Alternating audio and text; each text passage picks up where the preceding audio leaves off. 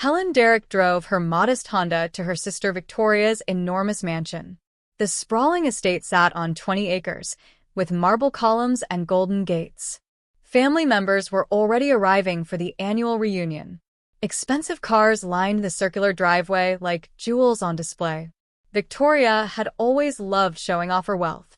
Her husband owned several restaurants, and they lived lavishly. Helen parked between two luxury vehicles, feeling slightly out of place. She wore a simple blue dress and carried a small purse. "Helen," Victoria called from the front steps, wearing a designer gown that probably cost more than most people's monthly rent. "You made it. Come meet everyone inside." Helen smiled warmly and walked toward the house, ready to enjoy time with family she rarely saw.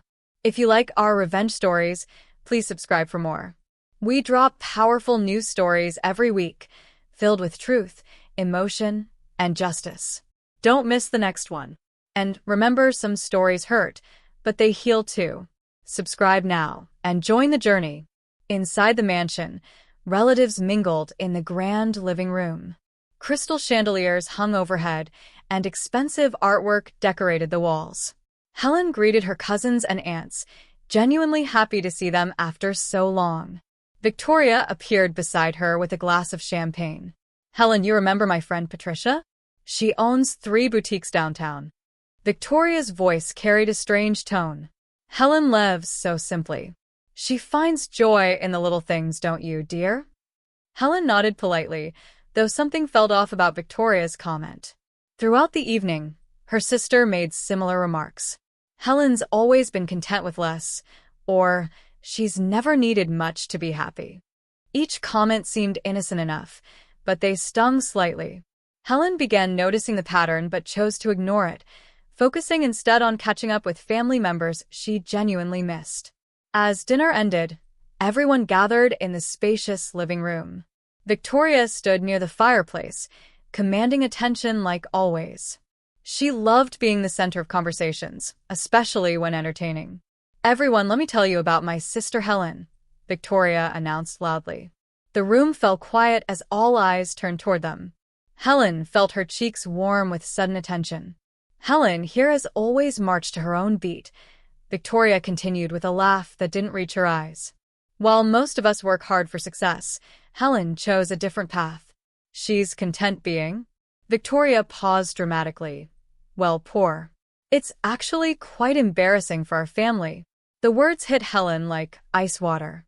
Several guests shifted uncomfortably, while others smirked behind their wine glasses. Helen's heart pounded as shocked silence filled the elegant room.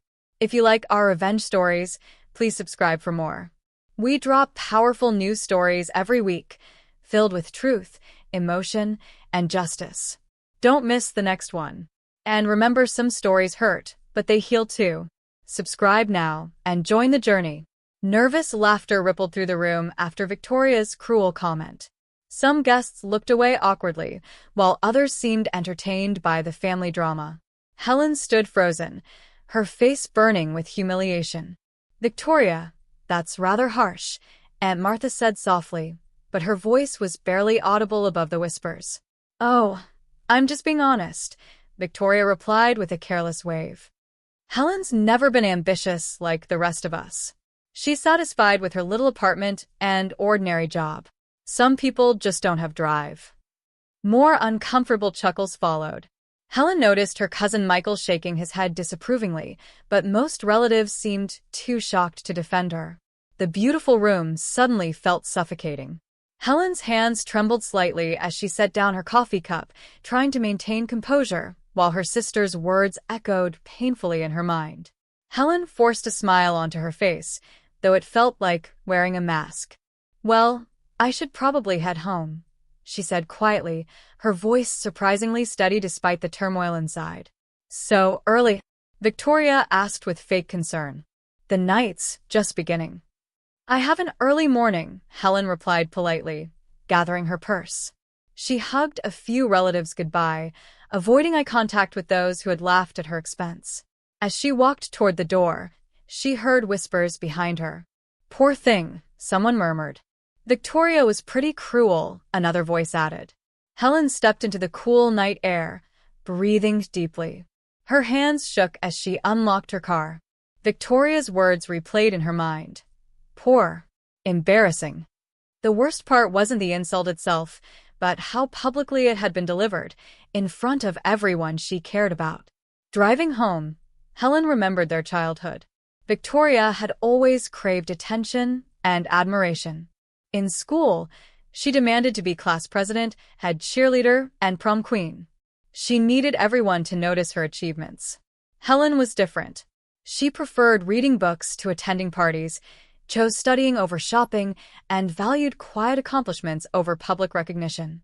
Their parents often compared them, usually favoring Victoria's outgoing personality. "Why can't you be more like your sister?" their mother used to ask. "Victoria has such drive and ambition." Helen learned early that some people measured worth by visibility rather than substance. Victoria collected trophies and praise like souvenirs. She needed constant validation from others to feel successful. Even as adults, Victoria couldn't resist competing. Every family gathering became an opportunity for her to showcase her superior lifestyle and diminish Helen's choices. What Victoria didn't know was Helen's real story.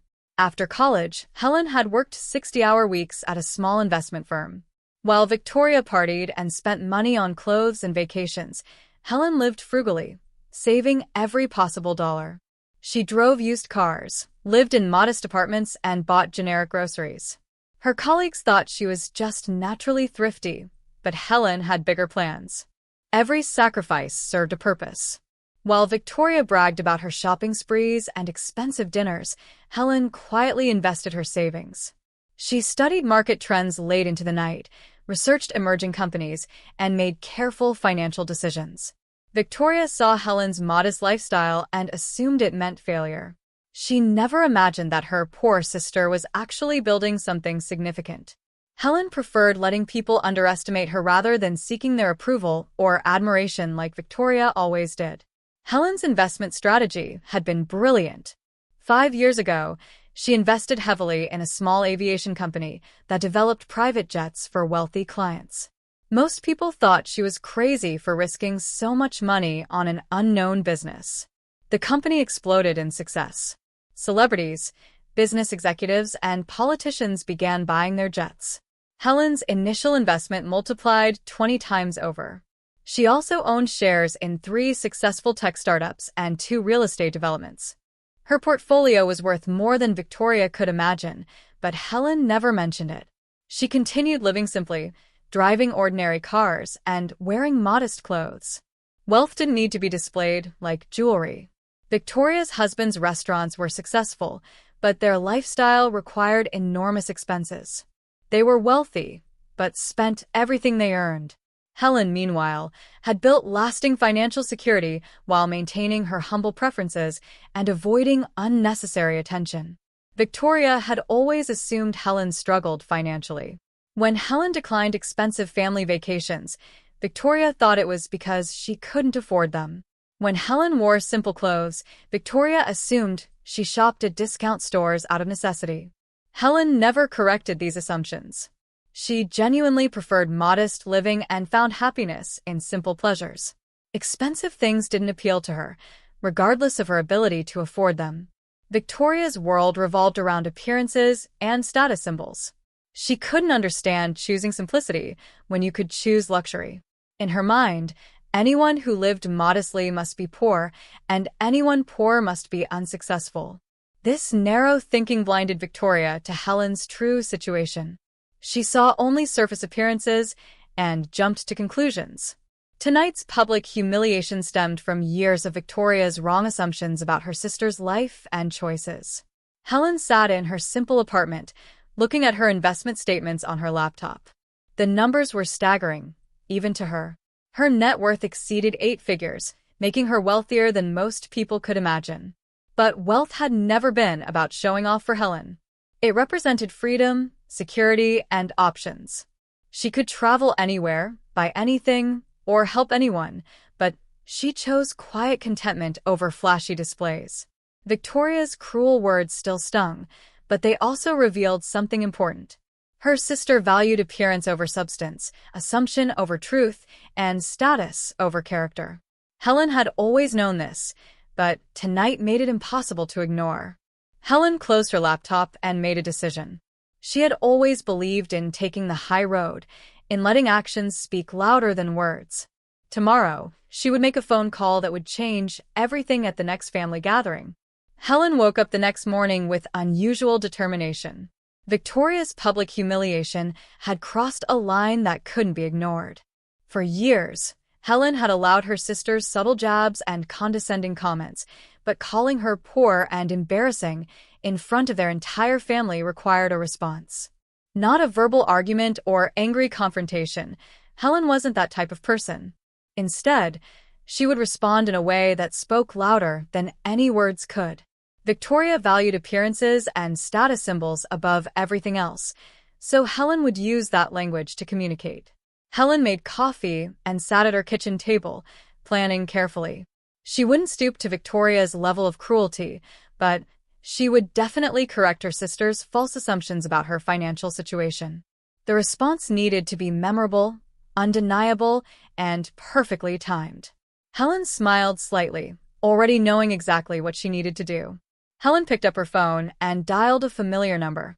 "Good morning, Captain Williams," she said when her friend answered. "Helen, How are you? it's been months since we've talked." Captain Williams had been her pilot for 3 years, ever since she'd quietly purchased her private jet. They'd become friends through their shared love of aviation and travel. "I'm well, thank you. I have a rather unusual request," Helen explained. "I need you to bring the jet to Victoria's house next Saturday afternoon. There's a large field behind her property that should work perfectly for landing." "That's an interesting location," Captain Williams replied curiously. "Special occasion?" "You could say that," Helen answered with a slight smile. "I'll explain everything when I see you. Can you make it happen?" "Absolutely. I'll file the flight plan and handle all the preparations." Over the next few days, Helen quietly arranged every detail. Captain Williams confirmed that Victoria's property had adequate space for landing. The field behind the mansion was large enough and properly positioned for a safe approach. Helen contacted the local aviation authority to ensure all permits were properly filed. She double-checked weather forecasts and coordinated timing with military precision. Everything needed to be perfect. She also researched Victoria's upcoming garden party, which she'd mentioned during the reunion. It was scheduled for Saturday afternoon, with the same relatives who had witnessed Helen's humiliation expected to attend. Helen felt no guilt about her plan. She wasn't seeking revenge. She was simply correcting misinformation. Victoria had publicly declared Helen poor and embarrassing. Helen would publicly demonstrate the truth. The irony was perfect. Victoria had chosen to judge based on appearances, and appearances would be exactly what revealed her mistake. Saturday afternoon arrived with perfect weather. Helen drove to Victoria's mansion in her usual Honda, parking among the luxury vehicles already filling the driveway. The garden party was in full swing, with guests enjoying cocktails on the spacious patio. Victoria wore another expensive designer dress and held court near the pool, regaling everyone with stories about her latest shopping trip to Paris. The same relatives from the reunion were present, along with Victoria's wealthy friends and neighbors. Helen greeted everyone politely, wearing a simple sundress that probably cost less than most guests' shoes. No one seemed surprised to see her dressed modestly. They'd already formed their opinions about her financial situation. "Helen," Victoria called out loudly. "Everyone, my sister decided to join us after all. How generous of her to take time away from whatever it is you do." Several guests chuckled, and Helen smiled graciously. As the afternoon progressed, Victoria couldn't resist making more comments about Helen's simple lifestyle. She seemed determined to remind everyone of their previous conversation and reinforce her position as the successful sister. "Helen's always been the practical one," Victoria announced to a group near the appetizer table. "She finds joy in small things. Not everyone needs luxury to be happy, right, Helen?" Helen nodded pleasantly, checking her watch discreetly. "You're absolutely right, Victoria. Happiness comes from many different sources." "Exactly," Victoria replied triumphantly. Some people are just naturally content with less. It's actually quite admirable in its own way. The condescending tone was unmistakable. Other guests shifted uncomfortably, recognizing the subtle cruelty in Victoria's words. Helen remained calm, knowing that in just a few minutes, everything would change dramatically. The tension in the air was building, though only Helen knew why. At exactly 3:30 p.m., a faint rumbling sound interrupted the party conversations. Guests paused mid-sentence, looking around with confused expressions.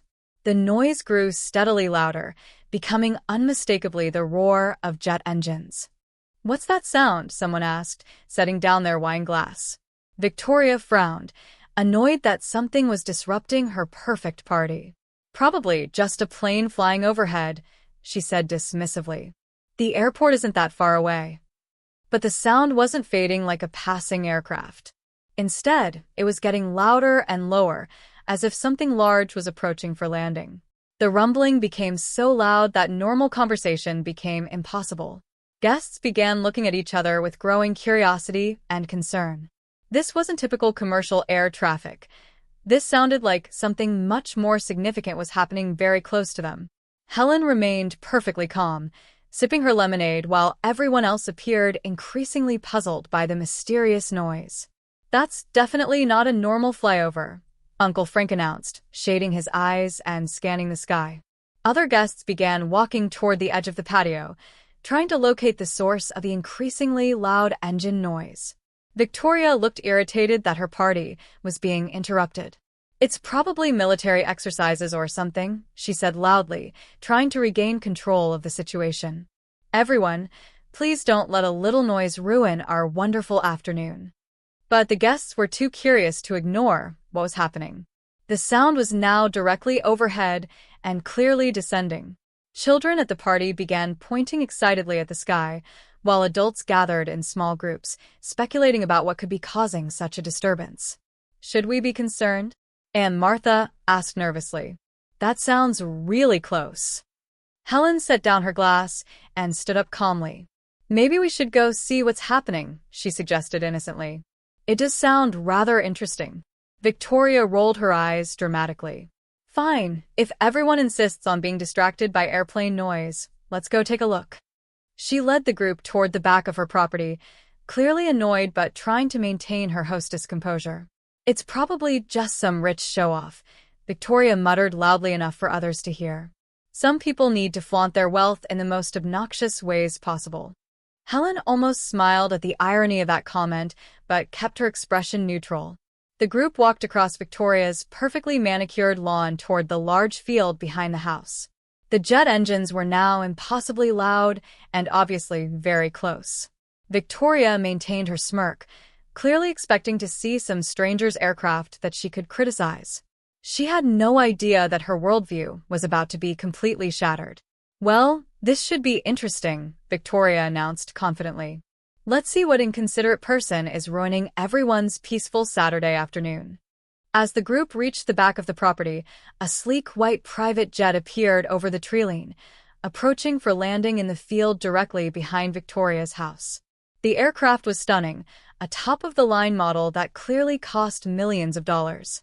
Guests gasped in amazement as the jet touched down smoothly on the grass field, its engines gradually powering down. The aircraft was beautiful, modern, and obviously belonged to someone with extraordinary wealth. Victoria's smirk faltered as she stared at the impressive machine. This wasn't some random flyover or military exercise. Someone had deliberately landed a private jet on the property adjacent to her mansion. "Who on earth?" Victoria started to say, but her words trailed off as the jet's door opened and steps extended to the ground. The entire party stood in stunned silence, watching to see who would emerge from this unexpected and magnificent arrival. Helen stepped forward slightly, moving toward the aircraft with surprising confidence. Helen walked calmly toward the jet while 30 shocked relatives and friends watched in complete bewilderment. Her simple sundress and modest appearance seemed surreal against the backdrop of the multi-million-dollar aircraft. Victoria's mouth fell open as she realized her sister was walking toward the plane, not away from it. "Helen, what are you doing?" she called out, her voice cracking slightly. Helen turned back briefly with a serene smile. "Just saying hello to Captain Williams," she replied casually, as if private jets landed behind houses every day. The crowd followed at a distance, whispering frantically among themselves. No one could understand what was happening or why Helen seemed so comfortable approaching such an obviously expensive aircraft. Captain Williams appeared in the doorway, wearing his professional uniform and smiling warmly. "Good afternoon, Helen," he called out clearly enough for everyone to hear. "Ready for our flight to Monaco next week?" The words hit the crowd like lightning bolts. Absolute silence fell over the garden party guests. 30 people stood frozen in shock, trying to process what they had just witnessed and heard. Helen Derek, the woman Victoria had publicly called poor and embarrassing, was apparently on first-name basis with a private jet pilot. Whispers began spreading through the crowd like wildfire. "Did he say Monaco?" someone murmured. "Is that actually her jet?" another voice asked incredulously. Helen turned to face the stunned group, her expression calm and dignified. She had never looked more composed or confident. The contrast between her modest appearance and the magnificent aircraft behind her was striking and unforgettable. Victoria stood completely motionless, her face pale with shock. The reality of the situation was slowly sinking in, and it contradicted everything she thought she knew about her sister. Helen smiled gently at the confused faces staring back at her, preparing to speak the words that would change everything. Victoria's confident demeanor crumbled entirely. Her mouth opened and closed wordlessly, like a fish gasping for air. The woman who always had something to say, who never missed an opportunity to boast or belittle, was completely speechless. Her face cycled through multiple emotions: confusion, disbelief, embarrassment, and dawning horror as she realized the magnitude of her mistake. She had spent years assuming Helen was financially unsuccessful, and just last week had publicly humiliated her sister in front of their entire family. Victoria's friends and neighbors, the same people she'd been trying to impress with her wealth and status, were now staring at Helen with newfound respect and admiration. The power dynamic had shifted completely in a matter of minutes. "Victoria?" Aunt Martha said gently. "Did you know about Helen's situation?" Victoria could only shake her head numbly, still staring at her sister standing confidently beside a private jet worth more than most people's homes. Helen looked directly at Victoria, her voice calm and clear enough for everyone to hear.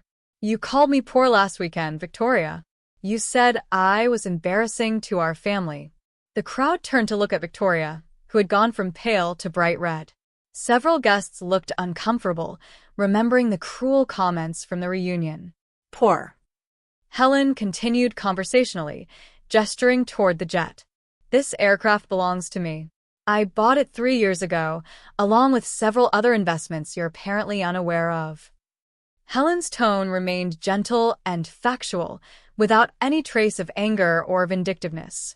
She was simply correcting misinformation, the way she might point out an error in a newspaper article. "I've never been poor, Victoria.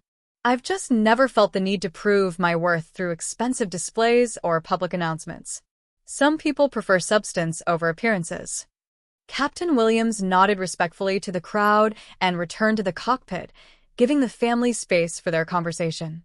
The transformation in the crowd's behavior was immediate and dramatic. Relatives who had smirked at Helen's expense the previous weekend now looked at her with amazement and respect.